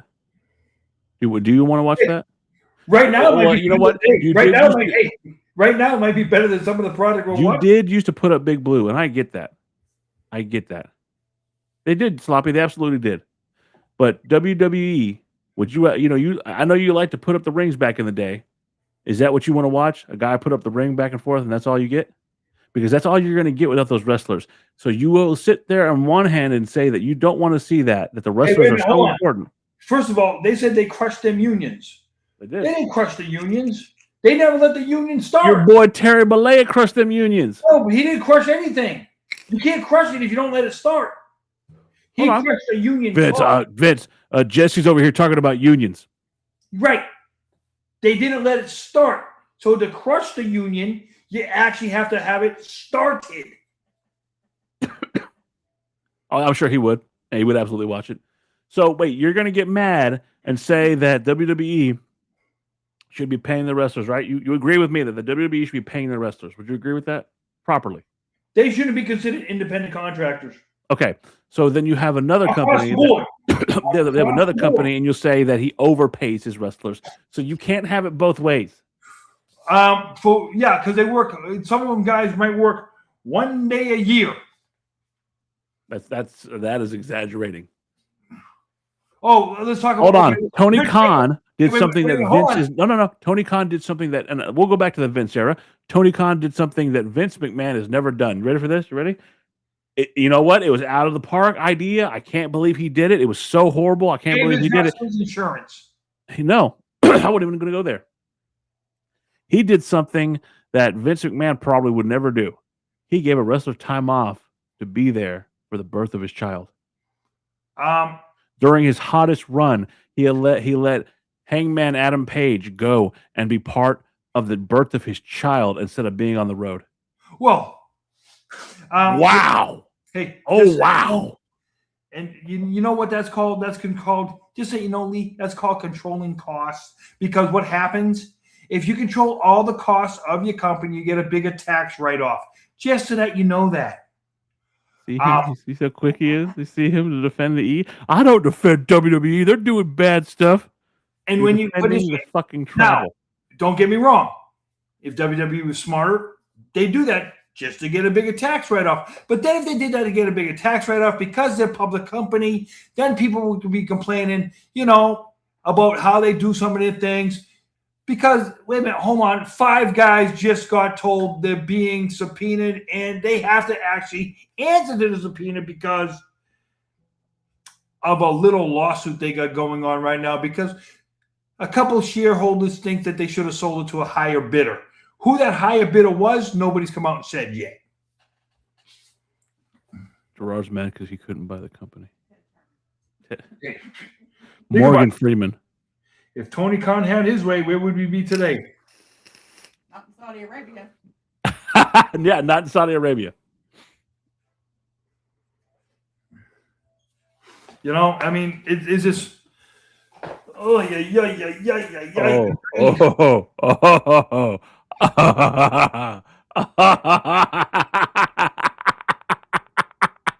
No, he did not. No, he did not.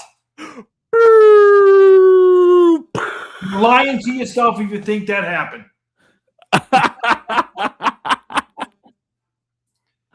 Only 6.7. Oh, damn. He offered 6.7. Oh, shit. What happened there, Gerard? No. Oh, yeah, wait, Tony said it. That means No. That's not the question. That's not the. Go back up to the one. No, go to the one that really stings right there. Because they were still independent contractors, you momo. Oh. I'll tell you what. I never paid. I'm gonna put that thing right there. I never paid $1 for my travel. Oh, come back with something now. And just I'm gonna say that. I'm not gonna say that. Certain wrestlers actually had it written into their contracts that they didn't pay for travel either. Yeah, so they had to put it in the contract. It wasn't just a given. Correct. So you're telling me that Tony Khan will actually pay for people's travel, and it's not even part of the contract. I got you, bro. It is a tax write-off. But now with guaranteed contracts, and these guys can do their own tax write-off on it. Yeah, sure. Because hey, trust me when I tell you, when you're making $15 million a year, you want every tax write-off you can get. You want to sucker everybody you can, right? That's what. Then, if you make $100 a year, you want to find every tax loophole. Your boy doesn't work there anymore. All right, quit defending a company that doesn't care about you. What I'm saying is, if there's one person on this thing right now who wants to pay more taxes other than Lee, let me know. Okay. Wow, he's a straight jab at our best. Because I'll tell you this right now, I don't want to pay more taxes. I know, Dan, you don't want to pay more. But you want to support a company that wants to fuck everybody. Okay.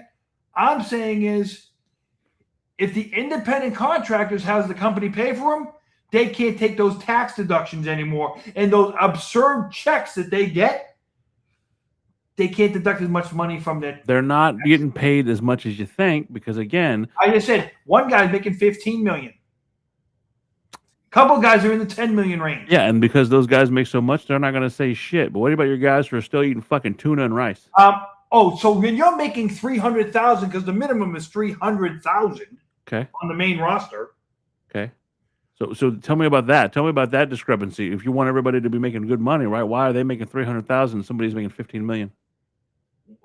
Okay, the guy making $15 million is probably putting the asses in the seats. Is he though? Because tell me who's putting asses in seats right now? Oh wait, they can't afford to pay for the seats. Oh, I guarantee you, Roman Reigns didn't take a cut. I'm sure he didn't, but he's also not working the same amount of days. Well, yeah, but I'm pretty sure he's not working the same amount of days as say Javon. Wait a minute. I bet you there's a guy making 1/10 of what he's making, but his merchandise actually sells more. So that's on him. That's on Danhausen himself. That's on Danhausen to sell that merch. Yes.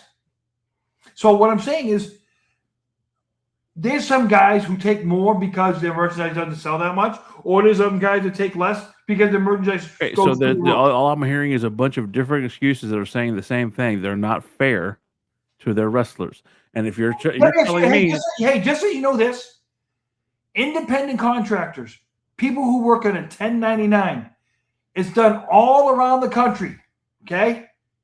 But you just said you didn't want them to be independent contractors anymore. I'm saying to you like this. These guys and girls need to suck it up themselves and stop doing the independent contractors thing and form a freaking union. And don't give a crap if the company's going to fire you. Because, right now, you have the power in your hands. All across wrestling, wrestlers have the power in their hands to form a union for wrestlers. Because nothing's worse than watching a bunch of old-time wrestlers at a convention on walkers and crutches and stuff like that, because everything, Danny Thomas couldn't heal some of these guys. What about big time wrestling? Well, nobody's walking in crutches and walkers. Well, didn't you fucking start some shit with Tony Atlas? No. There's one in every crowd, right? I called him Saba Simba.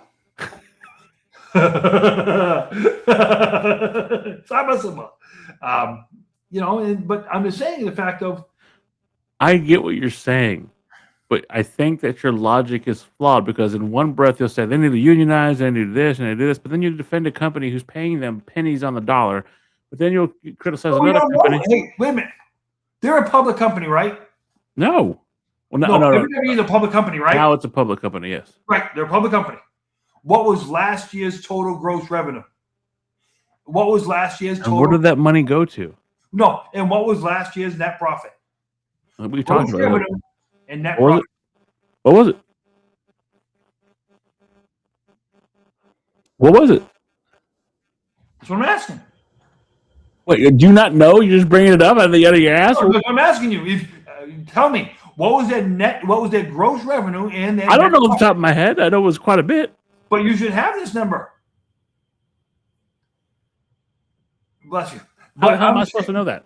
How the hell am I supposed to pull figures out of WWE out of my ass? Because it's online. So wait, then you then say, hey, Trips, could you please look up the gross totals for WWE last year? And the net. The gross and net. We have a producer who you can ask these things to instead of fucking wasting 5 minutes going, well, what was it? I don't fucking know. I don't fucking keep up with their books like that. But this is something you being the guy, you should have these numbers on. I'm not the guy. I've never claimed to be the guy. I'm the guy that comes here and talks shit. That's what I do. It's what I do, Mike. It's what I do. Do we have it?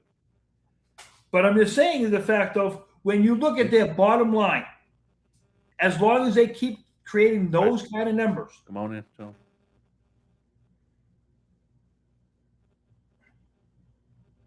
Gross revenue and Gross net profit. revenue for 2025 was 1.7 billion, representing a 22% increase from 2024. So when they finished out the year, they were a net income of 546 million. That means they net profit. That means after all the bills were paid, they net profited 500 million. Yep. That means they paid out 700 million in bills. Yep. How many wrestlers? Like how many employees were on staff? And they're still only making 3%. No. Let's think about this though. No. That's what you do. That just kind of blew up in your face because you're saying that they were 22%. Okay. 1.2 billion net. 1.2 billion gross profit was it? 1.2. Yes. 1.02. Yep. 500 million in net profit. Yep. That's 700 million in the bills. That means salaries and all that stuff, taxes and all that. Yep. If you have 1,000 employees, okay, we're going to say 1,000 employees, and you got $700 million. Yeah. What's that? 700,000 minimum each? Whatever. The top guy is getting $30 million. Already $30 million. Because of stock options and stuff like that. No, that's his salary. $30 million is this Ari Emanuel's straight out bullshit salary. No stock options, nothing. That's just straight out. This is before stock options. His pay is $30 million, from my understanding. So you're telling me he makes $600,000 a week? His total compensation is $67 million. Okay. So now, what, I'm waiting, Gerard. Please, I'm rooting for you on this one. Please. What I'm saying is, when these guys and girls are negotiating, when they hear these contract numbers, why aren't they pushing for more? Why should they have to go through all this extra shit when they all know what these people are making? Why would they go and ask for more when they're going to get laid off next week anyway? Because TKO is fucking the whole $9 billion. Yeah, but Ari Emanuel can make $60 million a year and not take a bump. Hey, there's a saying, and you know what the saying goes? Don't hate the player, hate. But you're supporting the player. So don't you? When you just look across, and I know the expression is the grass isn't always greener on the other side, and you're right. I'm not saying that AEW is for everybody, but I am saying they have better standards and business practices over there as far as taking care of the wrestlers that I enjoy to watch. Maybe that could be why they're putting on these banger of matches every fucking week, and they're doing all this great shit because they're happy, because the wrestlers are worried that they're going to get fired next week. Because they work 1 day a week. I don't see a lot more injuries over there right now. I think right now WWE is one suffering all the injuries. Well, I will say you don't have to admit it, but it's at this point you're digging a hole for WWE. No, I'd say roster for roster. I would actually say AEW probably has the younger roster. Isn't that what you want? You want them to build fresh talent? What I mean by younger, I mean overall younger talent, which that's what can cut down on injuries to where, older people get injured more. Let's just say it like it is. In Now, every metric. don't get me wrong. Logan Paul getting hurt and being off TV, and you don't have to hear him talk, is a very good thing. Except for the one metric. He happens to be one of the better wrestlers on the roster. At some point, you're gonna have to concede, and I hate that it's probably gonna be too late. It's never AEW puts on a better product. AEW does a better job. AEW takes care of it. You'll never hear me say that right now. But because the part that's heartbreaking, right? The part that really just yanks at the strings is that you're defending this company that has treated you like shit, treated us like shit, treated your friends like shit. And the guy that you were loyal to, the guy that was actually there, the guy that you have all this respect for, that looks like fucking Spike from fucking Gremlins, is gone. But you're defending the shell of what that company once was. Because the day they said, we're going to put Prime logos on the ring, the day they decided that every fucking match is sponsored by fucking Riyadh Season, the day they decided to say, go fuck yourself, American fan base, we're going to go take the biggest show of the year that provides all of this fucking key revenue in April. We're going to take that to Saudi Arabia. Y'all can eat a dick. Fuck y'all. You'll support that company. But you won't support a company that cares enough to take those disenchanted wrestlers and those employees that took your fucking friend and made him part of the staff, and they'll take care of him. But you'll support that shell of what was in the past, what once was. Well, I will say this. They haven't gone so low to put Solidifil, now it's sponsored by Solidifil, on the map. Okay. Well, I think they're not speaking to your audience. When they start doing that, when they start speaking to your demographic, it's going to be Depends Diapers, Geritol, and fucking Blue Chew. Well, no, but they probably appealed to the THC, was it THC crowd already though? Well, Gerard, that's what I'm saying. When the WWE starts sponsoring you, it's going to be Gerard, Geritol. It's going to be Geritol, Depends Diapers, and Blue Chew. But they haven't gotten that far yet. It's funny because I was driving home the other day and there was billboards all over the state of Connecticut where this had this law firm. The law firm was using pictures with Ric Flair on the billboard. And I just thought that was funny. To where Ric Flair is selling out for the law firms now. Because, He got no money, Gerard. Again, a guy who broke his back for your company, and I'm not saying he's perfect, but they could have got him in rehab. They got to help him out, and they've done. Where's he at now? Which guy broke his back? Broke his back for the company. I mean, like Ric Flair. He was there. Well, a guy like Sabu, who they could have taken care of, and they didn't. Because WWE. Wait a minute, hold on, whoa. If you go and say to me that Sabu did what he did to his body in WWE, you are saying that WWE owns the rights to ECW. They still make money off of his image because they still put out fucking videos. But he did not do the damage to his body in WWE, though. He did it in ECW, and WWE is still making money off of ECW to this day. You don't believe me? Go look at Shop Zone. There's still fucking ECW T-shirts on there. Really? Yeah. I can't believe that. WWE has made money off of all of these people. Mick Foley. They made money off Mick Foley. They made fun of all these people. And what have they done for them? Yeah, there you go. Car accident called Goff Law. And she actually has another one that says, I defend with a little flair. And I'm like, he will pimp himself out for anything. Okay, but he's in that position, and that's his fault. But again, were they reaching out to help him? How many times has he screwed them over? Or any company? Any company he'd worked for, how many times he screwed But they were over? talking about bringing Andrade, or fucking, they were talking about bringing Alberto back. This company is not a good company. I'm sorry, they're And I'm not. saying, hey, listen, that could be something that makes me change my channel. Is bringing back a guy like Alberto Del Rio. They were going to. No, and I'm saying why? He is not in any way, shape, or form. First of all, okay, just the way he treats women. It's not a script. It's real life. We only have 20 minutes left. We don't have time for that. What? You need to talk. You need to talk because I'm just saying, it's not a script. It's real life.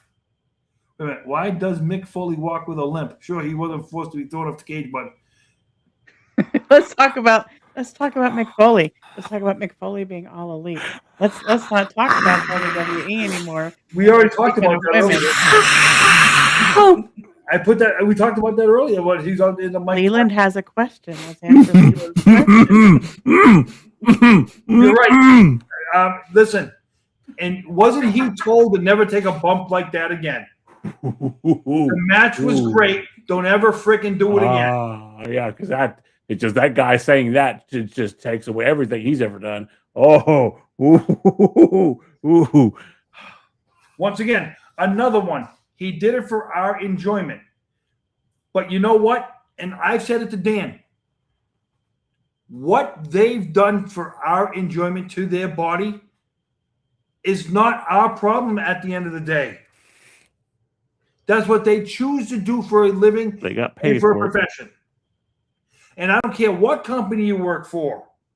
You want listen, we both can't stand the stuff that Darby Allin does to his body because we both feel this freaking clown is gonna die in the ring. Well, and if he dies in the ring, are you gonna jump all over AEW because they allowed him to die in the ring because of the stupid? So do not sit here and slam these guys for doing this stuff when at the same time you won't slam the other company because they let every freaking knucklehead and their brother come in there, cut themselves blade, do these stupid stuff, go on beds of nails, the stuff that could stab your body.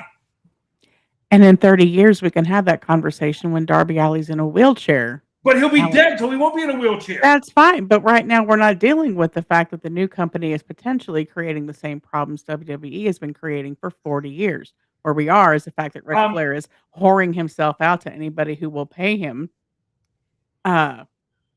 Goldberg. You have Sabu, who couldn't take care of himself financially at the end of his life. You have a wrestler who died from falling from the rafters they won't take responsibility for. You have women who were sexually assaulted, confirmed to be sexually assaulted, and were told the public that they were lying and gaslit them into believing that they were making a false allegation so as to not damage the reputation of the WWE and a relationship with the United States military. There is a long list of all of the things that WWE has done wrong by their employees, former, existing, and current, and it happens at to try to sway that conversation and say, well, hey, this guy's doing the same thing, and in 30 years, we're going to have the same problem. That's not been tested. What's being tested is what is right now. And these guys did break themselves. These guys did incur concussions. They weren't able to get compensation for that. They have suffered, yes, for our enjoyment, and it is not the fans' problem, but it is the company's problem. No different than the NFL with their concussion problem. These companies knew what they were doing to these people and have done nothing and have not made any financial restitution to where these guys die early from drug overdoses, painful overdoses, suicide, anything else you can think of because they can no longer exist in their current body because of what they have done. Everybody, when you get into professional sports of any kind, including professional wrestling, know the inherited risks that come along with it. Every hockey player knows there's a chance you're going to lose all your teeth. Okay? Every hockey player knows that. Okay, but this is where we have to draw that line because that was beautifully said, by the way. Hockey's a sport.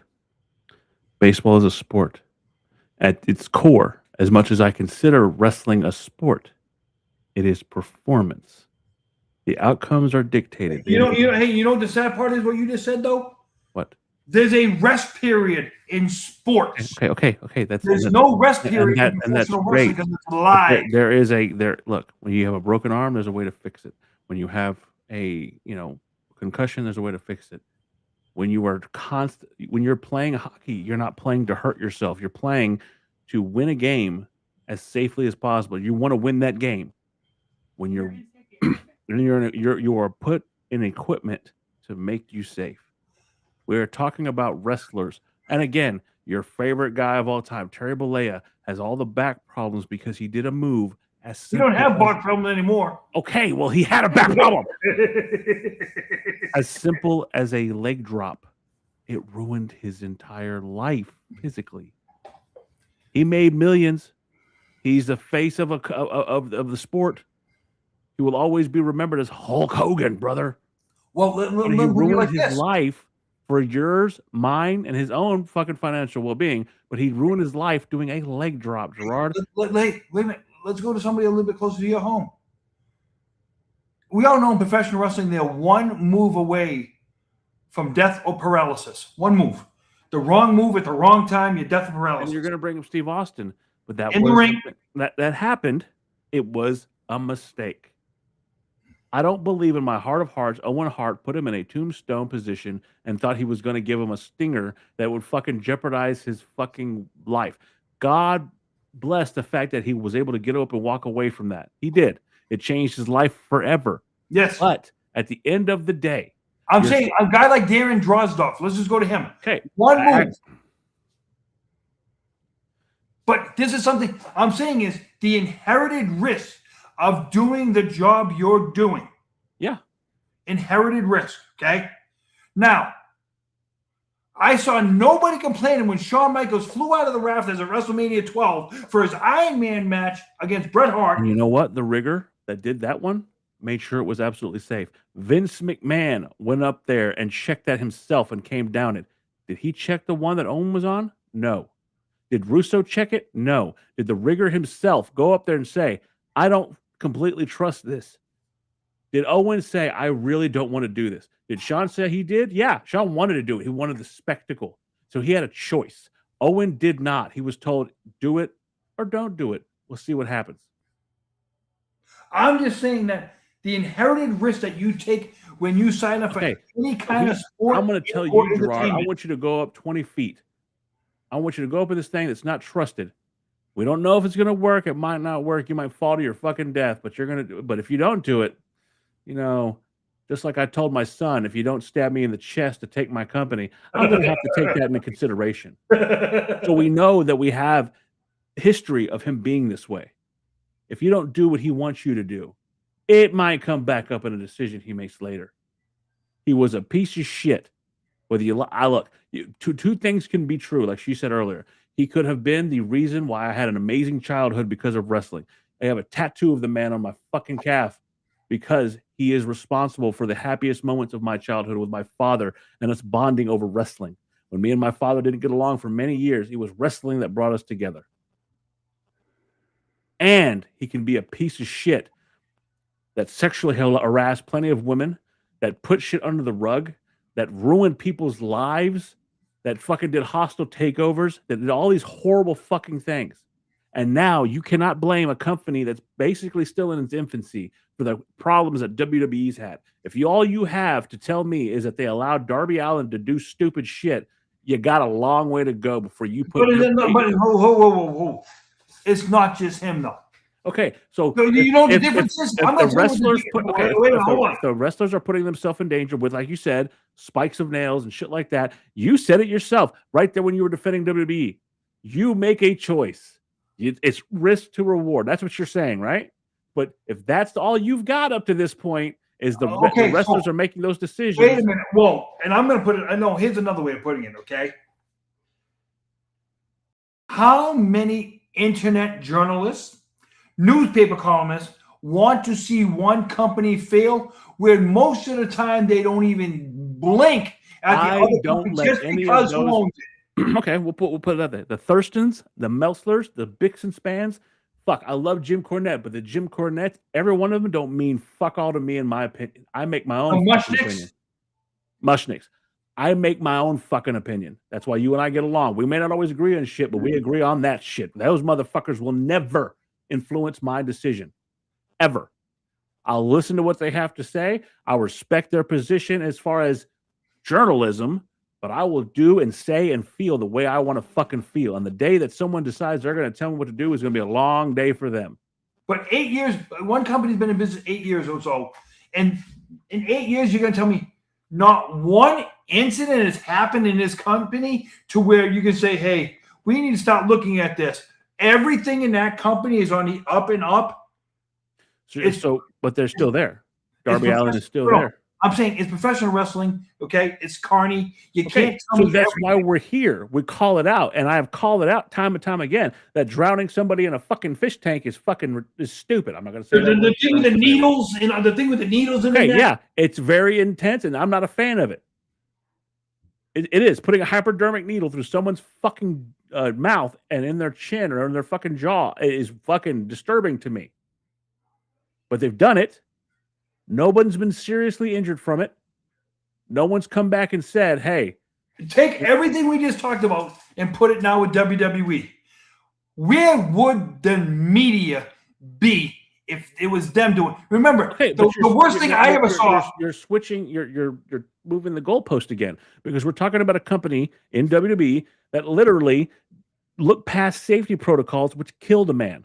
No, what I'm saying is the worst thing I ever actually saw in the ring. I remember the thing with the gun with Austin and Vince, where he shoots the gun and it comes out the little flag that says bang. Okay. I remember they backlash. They got back. Okay, hold on. Leland, you're amazing. I love you. Fucking love you. AEW got ripped for the chair shot that happened with Swerve. And what did they do? They haven't seen a headshot like that since. Because they listened to the criticism. AEW got ripped for the chair shot to Swerve's head. When fucking Hangman fucking blasted his ass with a fucking chair on the head. 2 years ago. What did they get blasted for? Open shot to the head.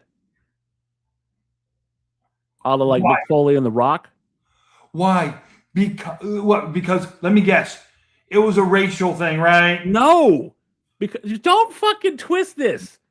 Hangman Adam Page hit Swerve Strickland in the head. Open face chair shot. It was in the cage. He did that. A la fucking The Rock and fucking Mick Foley style. What was the problem? Concussion. So the media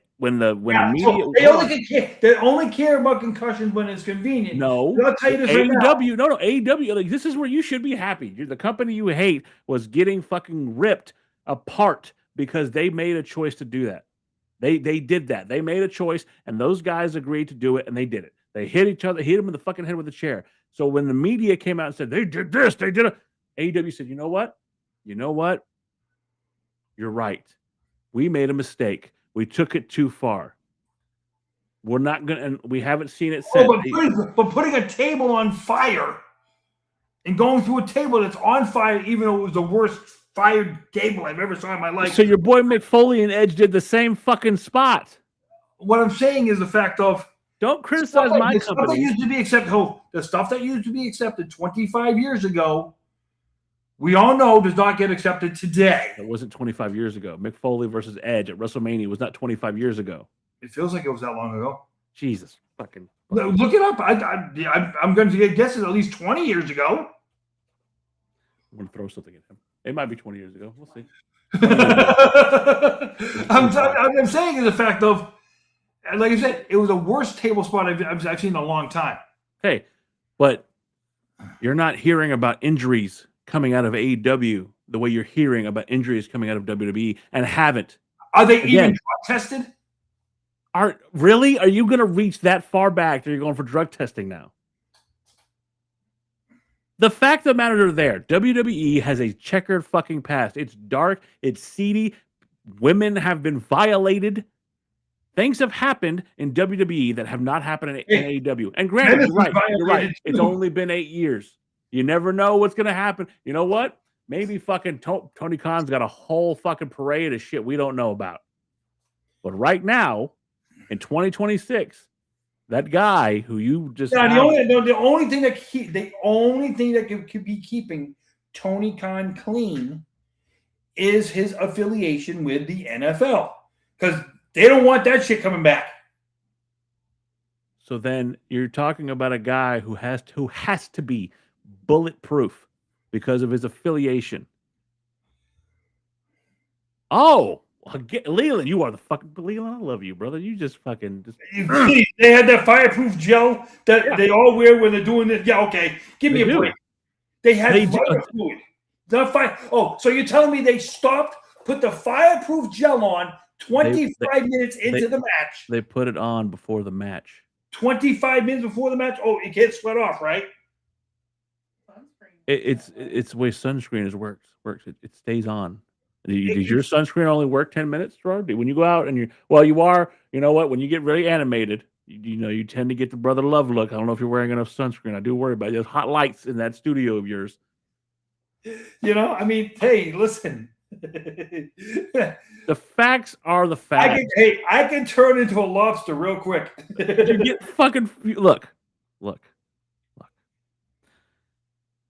After all these years, WWE has a lot of skeletons in their closet, and a lot of them come from your boy. All right, just saying, they come from your fucking boy. That being said, I like AEW, and the skeletons aren't really out there for fucking showing. Did they fuck up with the CM Punk shit? 100%. Did they kind of fucking piss off Cody? I absolutely agree with that.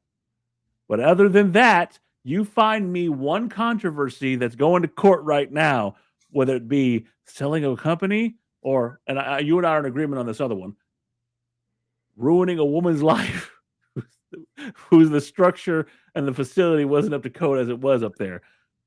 Those all go back to your boy and your company. My company in 8 years is doing pretty damn good. Is that a silent Gerard for the first time in 75 4 episodes? Hey, no, I'm not silent. I didn't know you were done yet. Okay. I didn't know you were done. But there's probably a lot of skeletons in those closets. But because the biased media doesn't want to release them because they're hell-bent on destroying one company and letting the other company get away with who shit. And what are they holding back? Since you are the king of conspiracies, wait a minute. What are they holding back? Let's just take a look at. Oh, wait a minute. Hold on. Every dirt sheet writer is in the back pocket of one company. Do I listen to any of them? What? Have I ever let them sway me? No, I did hear what I just said. So the thing that could be going on in the back, all the dirt sheet writers who actually get a check. I didn't even agree with this, but Tony Khan, anytime there's been shit, he comes out and tells you about it. Wait for it. They showed us the CM Punk video.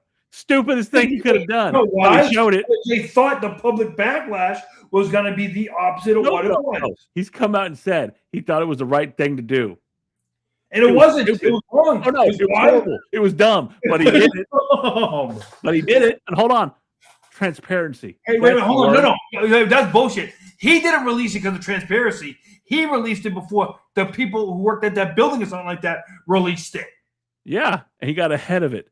Because because you can see, it's funny to where, like I said before, and I'll say it again, the person who puts the story out first usually is the believer. There's no way that anybody could have thought that was going to work out in their favor. That's what I'm saying. Okay, he did. Again, he thought it would work out in his favor. Here's how this thing works, because you can sit there and say you weren't silent for a second. You were fucking silent because at the end of the day, your company has been involved in embezzlement, has been involved in fucking harassment, has been involved in unfair treatment of its employees, has taken people to places that no one ever wanted to go. Mine in 8 years, the worst thing they've ever done is they were mean to somebody. You know what you described though? I think there was a guy named Hefner who had a lot of those problems too. All of you Marks have been listening to the Marks Podcast on YouTube.